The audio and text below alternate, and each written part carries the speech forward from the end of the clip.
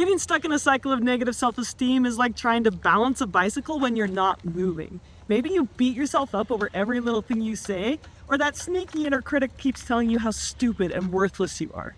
Maybe you're like desperately seeking approval from other people, or you're trying to people please or never mess up. Maybe you've tried affirmations, and they just don't seem to help much. Today I'm going to teach you 6 practices to rebuild your sense of self-worth. Now, half of these tips will help you improve your self-talk and repair how you see yourself. For the other 3, you have to take a hard look at yourself and build integrity to your purpose and meaning. Now, these 3 practices are where I see the biggest impact, and number 5 is where I see people really light up. So we're going to challenge negativity bias. We're going to replace seeking outside approval by instead fueling your deep inner sense of purpose and momentum. Let's go.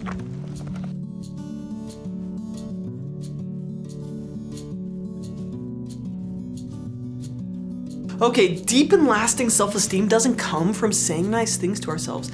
It comes from doing things that are esteemable and seeing ourselves clearly when we do. It comes when you keep the promises that you make to yourself, when you come to trust that your life has a purpose and you take courageous and intentional action toward being that person.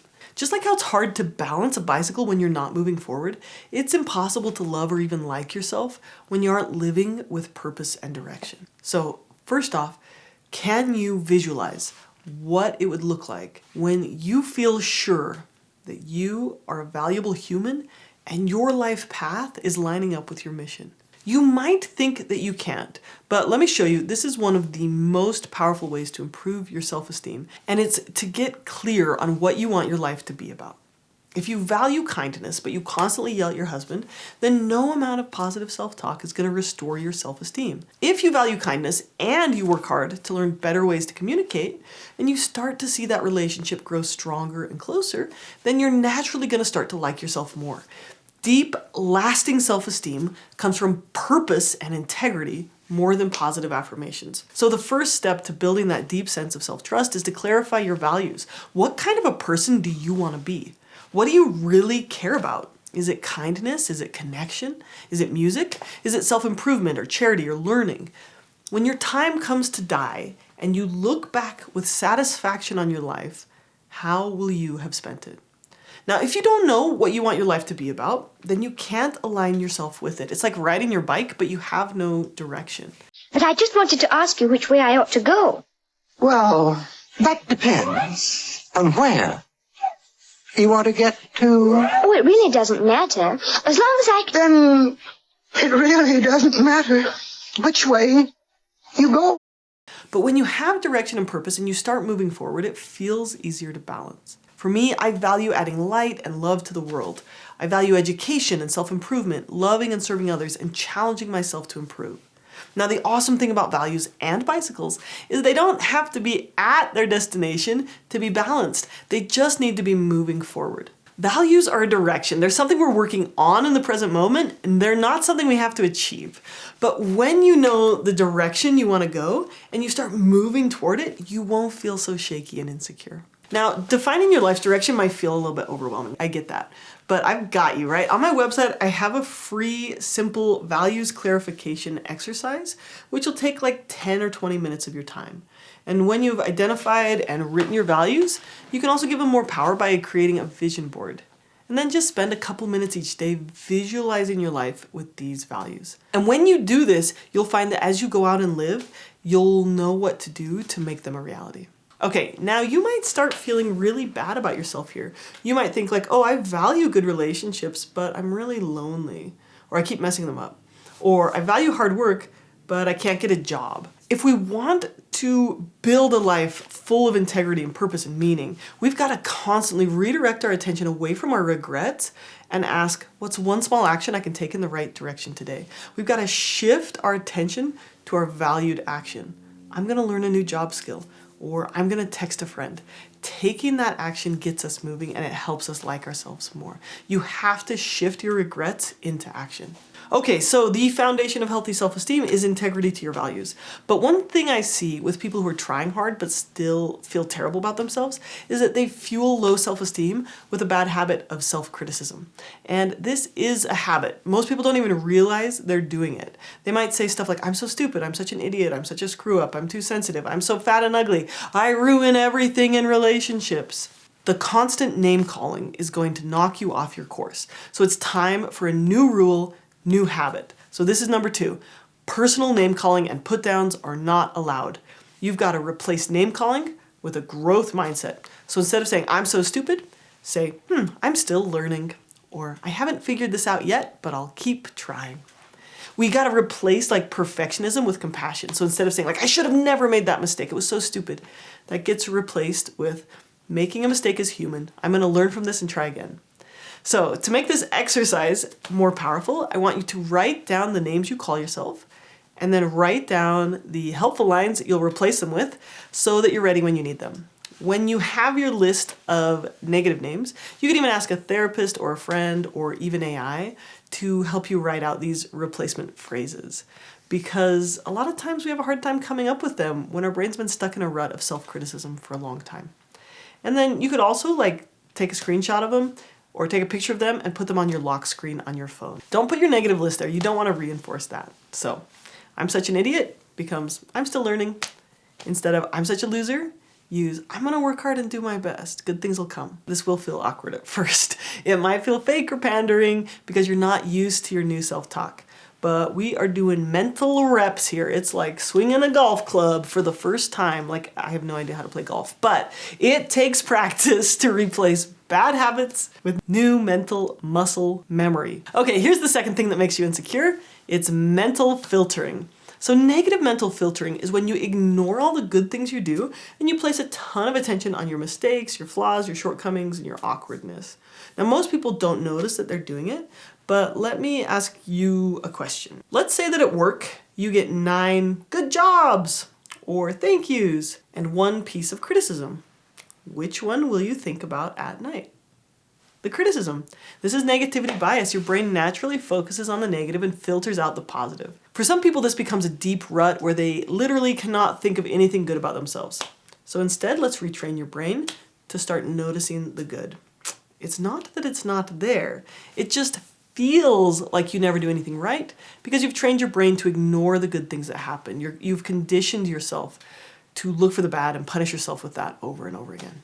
To restore balance to the force, do the 3 good things exercise every day for 2 weeks. It's very simple. Each day before you go to bed, write 3 good things you did today. And this is going to counterbalance that constant focus on negativity.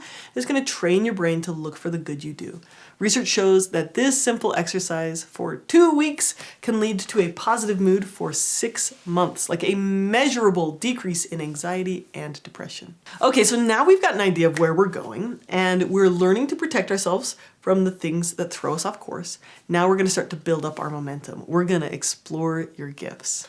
What lights you up? What gets you excited? What's different and wonderfully weird about you? Are you an extrovert who connects easily with everyone? You don't have to be. Maybe you're a poet and you touch emotion with words. Maybe you're great at making cookies, or you just enjoy cooking, right? This is not my gift. When I worked at a youth camp, I used to compare myself all the time to the other counselors. They were super funny and outgoing and energetic, and I just tried to constantly hate myself into being more fun. It did not work. But then I found that I'm actually really great at having quiet, deep, one-on-one conversations with people. I'm good at caring and empathizing. I'm thoughtful and I can ask good questions and make people feel safe. Now, I'm not necessarily the most outgoing person, but when I line up my opportunities with my gifts, I end up doing therapy and working in a wilderness therapy camp and shifting my socializing to small group activities. The thing that I thought was bad about me, which was being quieter, was actually one of my great strengths. And I think we all need to spend time exploring how is our weirdness one of our strengths. For me, this book by Susan Cain, Quiet, The Power of Introverts in a World That Can't Stop Talking, this book changed how I saw myself and helped me really appreciate my gifts.